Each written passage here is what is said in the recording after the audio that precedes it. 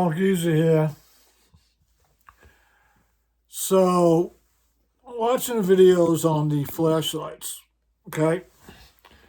And, I just got the C3 Wuben, Wuben flashlight today. And some of the videos, information being shared by the content creators for flashlights or for EDC just in general, they're spot on about it because, see, this is a tail operated um, electronics on this flashlight. It's all by your thumb, right? That's what it is.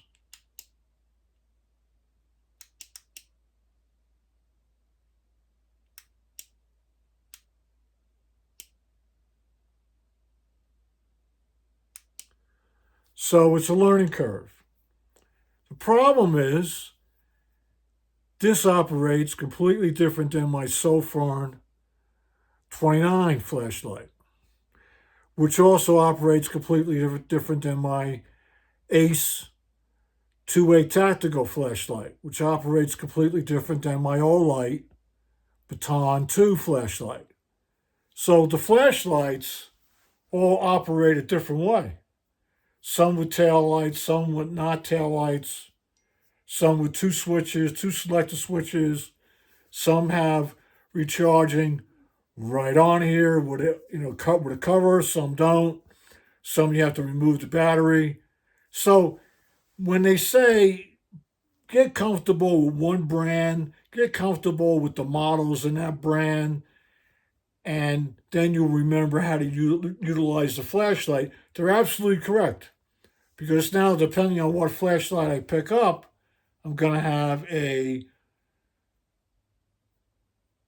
couple moments of like, okay, what's in my hand? This is C3 by Wuben. I'm going to have to remember you do it this way. SOS is this way. How many clicks for strobe? How many, I have to cycle through echo to high, right? How do I click it off?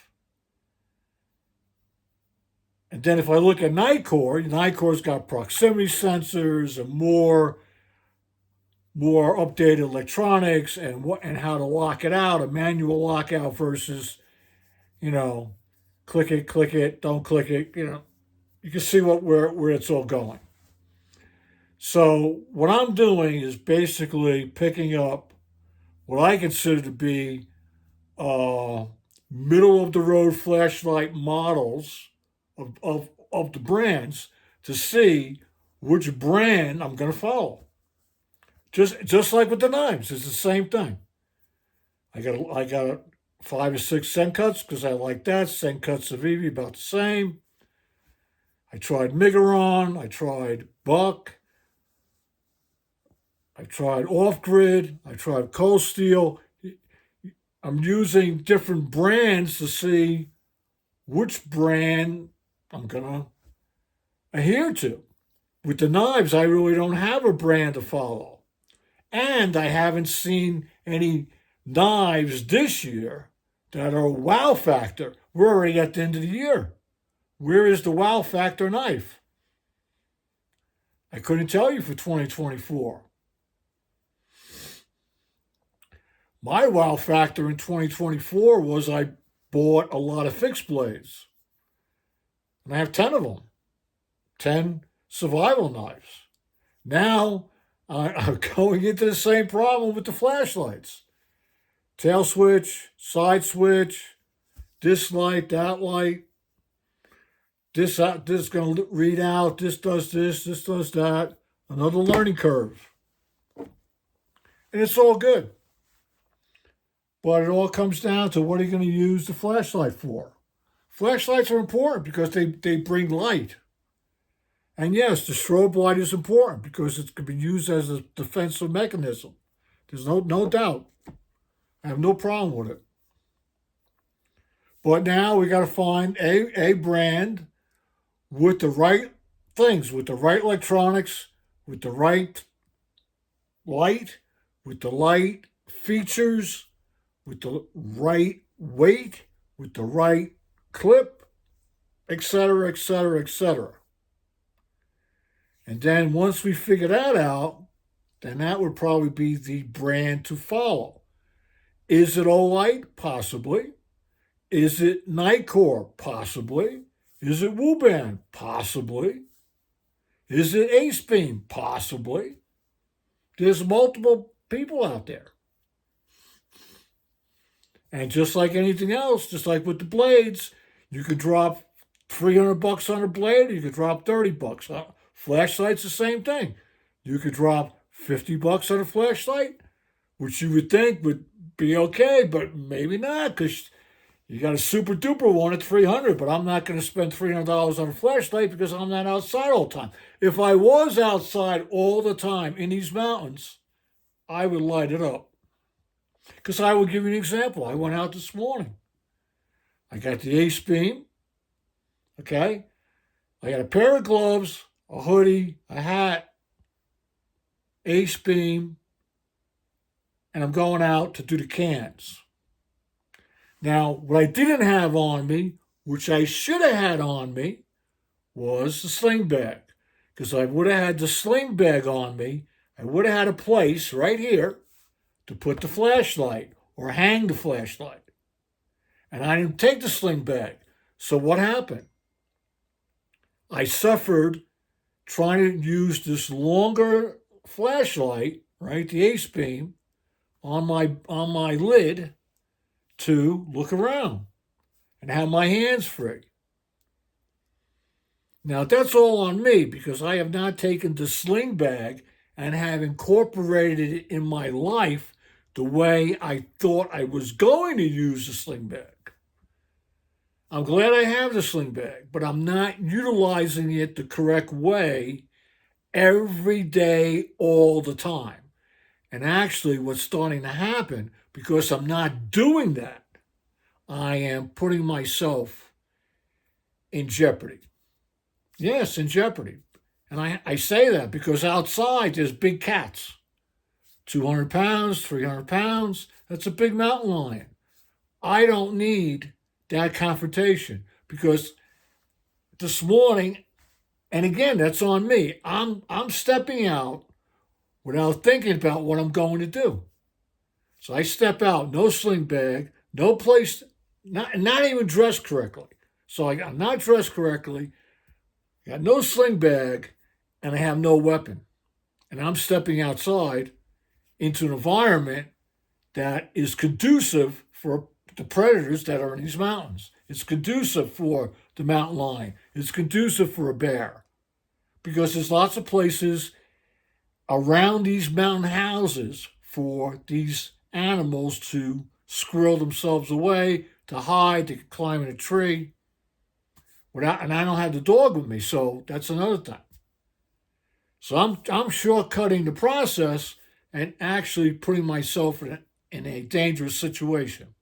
Now, some of you out there might go, you know what, oh man, you're crazy. You're it's not so. Well, I can tell you it is so. Okay? I've been around the animals. You don't trust these animals. These are not, people want to see a bear in the wild. They want to go see a cat in the wild. No, you don't. You don't want to see them up close because that's a dangerous situation up close, especially if you don't have something on you. Okay?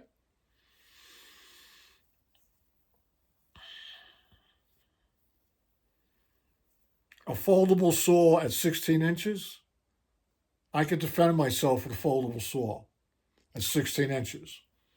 A survival knife at 9, I better stab them the first time or slash them the first time. I got to hurt them first. You got to hurt the animal first. The foldable saw gives you 16 inches, and it's a crosscut type of saw, Japanese deal, sharp.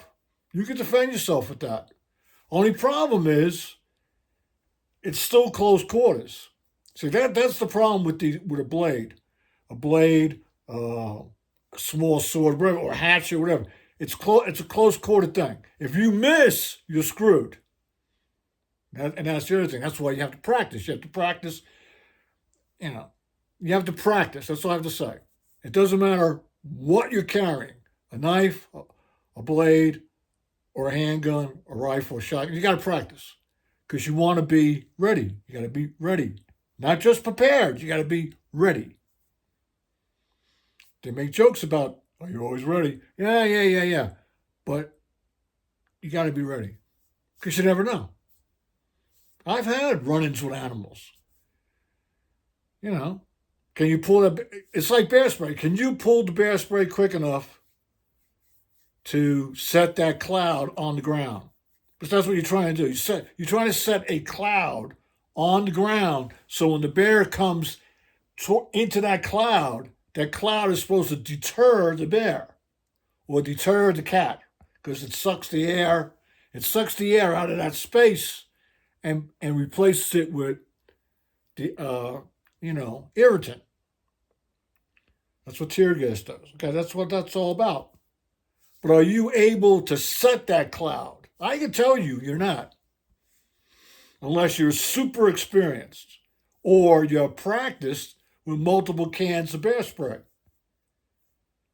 Because when you run in these animals, it's not going to be that you're walking on the sidewalk. You're not on flat ground. You're running on these animals on either you're on an incline, they're above you, they're below you. The ground is not flat. The ground is rocky, it's craggy, there's shrubs in the way, there's trees, all kind of crap in the way. You're trying to set a cloud. You're spraying down to set a cloud that comes up. You got to hope you're on flat ground. I don't know. I don't like,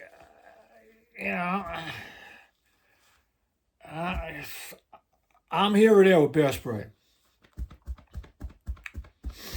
It's just like when you go to survival school and they roll the tire. That's what they were doing with us with the simulating a bear. They roll tires down the hill.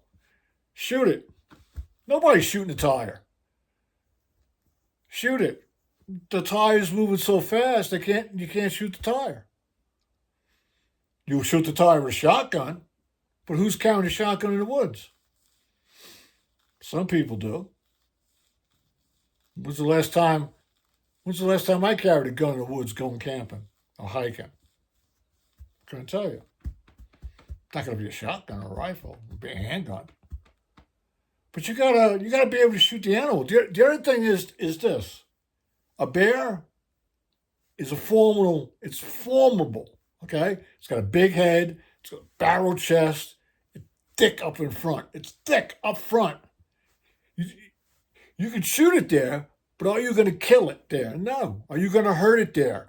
You'll piss it off more than likely. Unless, of course, you're a great shot and you've got time to sight the rifle or the gun, which most of the time you don't, okay?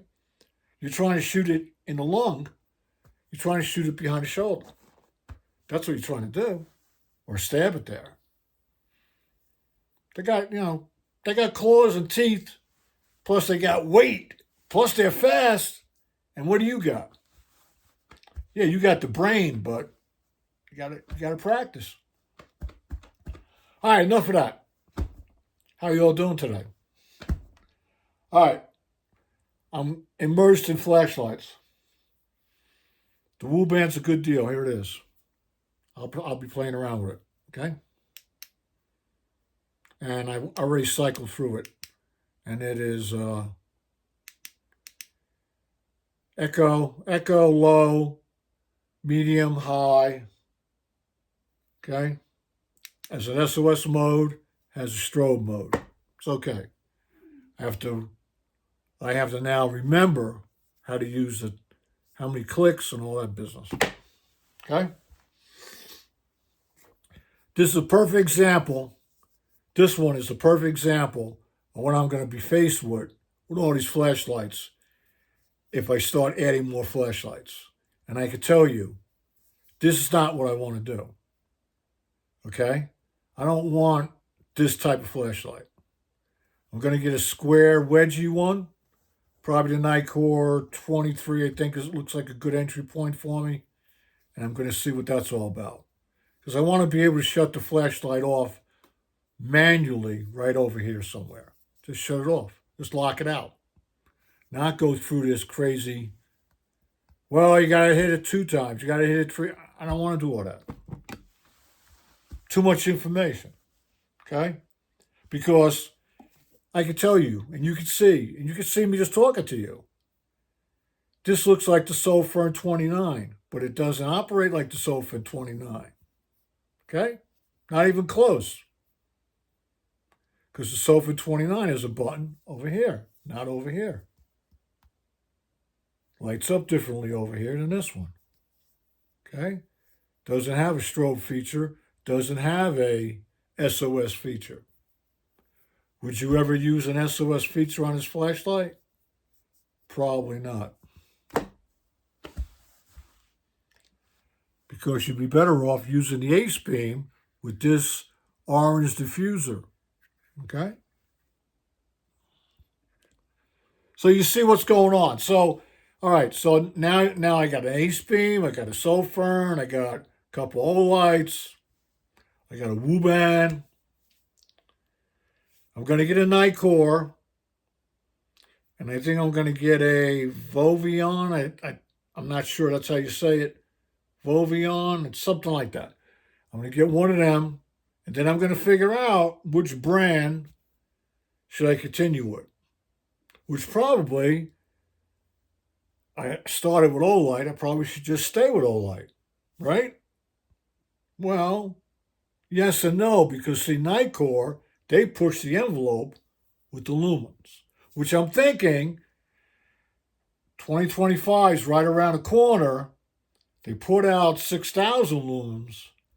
They're probably going to push something big out because that's what the guys are talking about. The guys are talking about, oh, wait for 2025. You're going to be surprised. Well, let me see. What are they going to put out in 2025? 10,000 lumens? I don't know.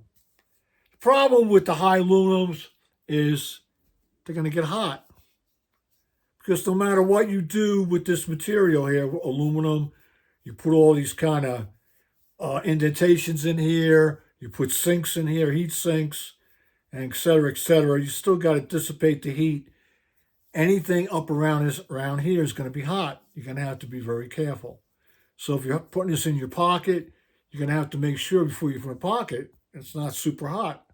Same thing with backpack or anything else. So anyhow, thanks for tuning in. Catch you on the next one.